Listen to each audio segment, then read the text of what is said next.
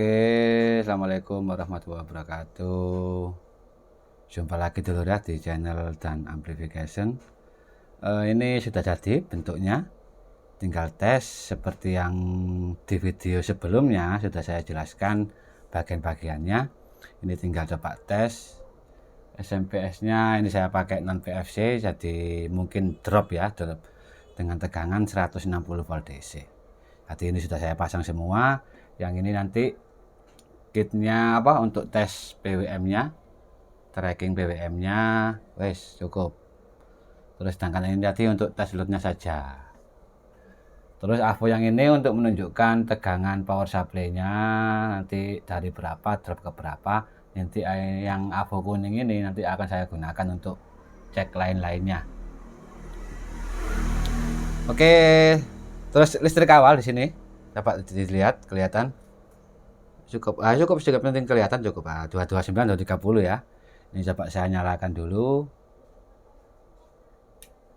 Nah, ini sudah nyala.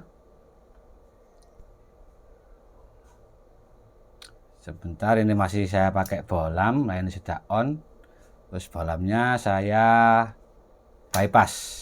Ini power supply-nya coba dilihat sampai kelihatan 161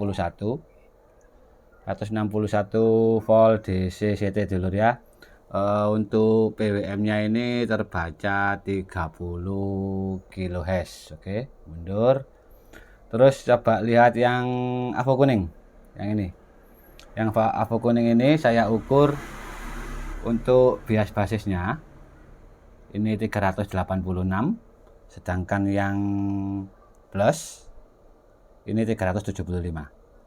Untuk standby-nya yang AVO kuning ya. Untuk tegangan standby-nya bentar 7,9 yang minus, sedangkan yang plus 78,0. Selisih sedikit. Masih aman. Untuk DCO-nya 0,005 atau 5 mV. Itu bagian-bagiannya. Terus kita coba load nanti dropnya jadi berapa, terus listriknya juga jadi berapa nanti. Ini yang coba dilihatkan ini ya, dapat berapa VAC.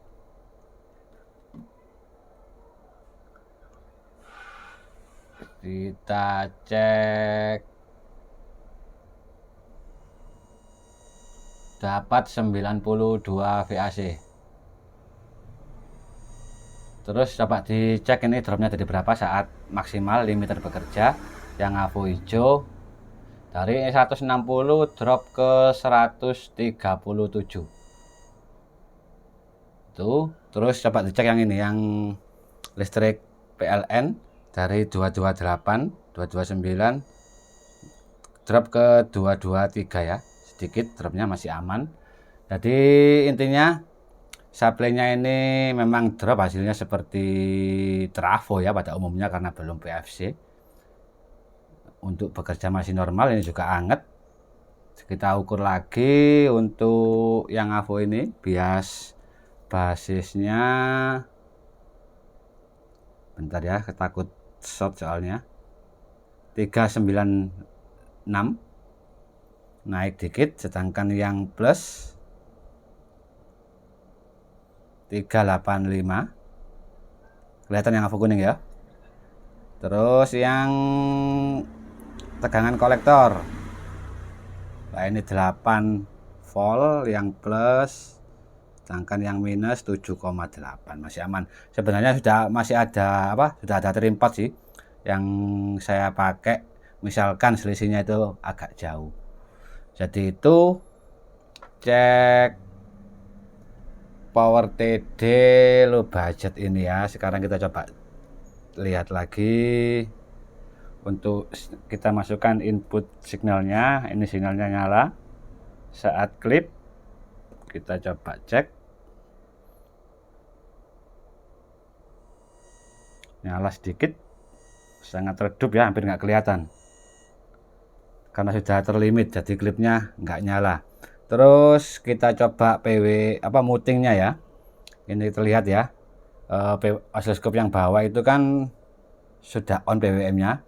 Kita coba cabut, ini harusnya muting. Kalau protektor dicabut itu harus muting, atau protektornya nggak bekerja mati itu muting, terus PWM-nya juga harus mati, harus nggak bekerja. Kita lepas, nah ini mati, PWM-nya sudah nggak bekerja, mati. Kita masukkan lagi, nunggu beberapa detik, on lagi. Jadi itu tujuannya muting pada power kelas DD. Intinya kalau relnya nggak bekerja atau finalnya rusak, terus DCO bekerja, otomatis PWM-nya akan mati biar nggak merusak komponen-komponen yang lain.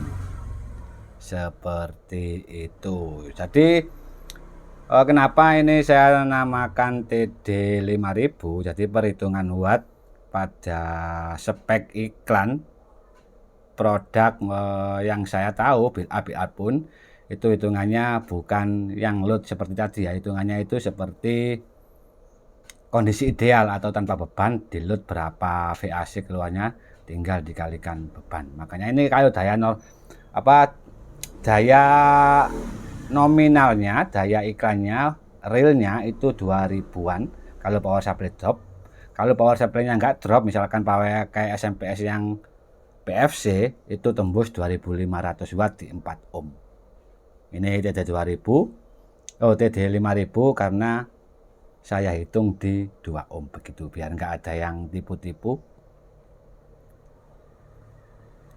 Begitu, kita load sekali lagi, kita cek kondisi outputnya berapa VAC. Kurang dekat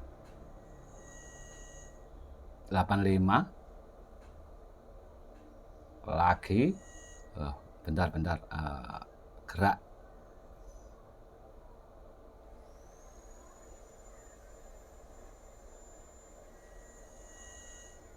...85 sampai 90. Terus power supply-nya ini drop lagi, listriknya mungkin drop. Tadi 157 drop ke 135. Oke dulur ya, mungkin loh ini kan, ini kondisi listriknya dari tadi awal video 230, 229, sekarang turun ke 227, 226. Alhasil outputnya juga nanti akan turun. Oke, saya matikan lagi biar lebih aman. Intinya power class TD ini yang membuat cepat rusak itu power supply-nya itu dropnya terlalu parah. Misalkan ini kan saya buat spek di 130 sampai 160 volt DC CT. Kalau misalkan ini power supply-nya itu drop di bawah 130 volt DC, apalagi sampai 100 volt DC, itu yang cepat membuat kerusakan pada power class TD. Karena supply dari BWM-nya itu nggak bisa nyampe, sehingga terjadi error pada trackingnya. On off-nya itu error, membuat MOSFET-nya bisa jebol kayak gitu. Oke, sekian dulu, terima kasih. Nanti ada yang minat, link pembelian saya kasih di deskripsi ya. Jadi kurang lebihnya mohon maaf. Assalamualaikum warahmatullahi wabarakatuh.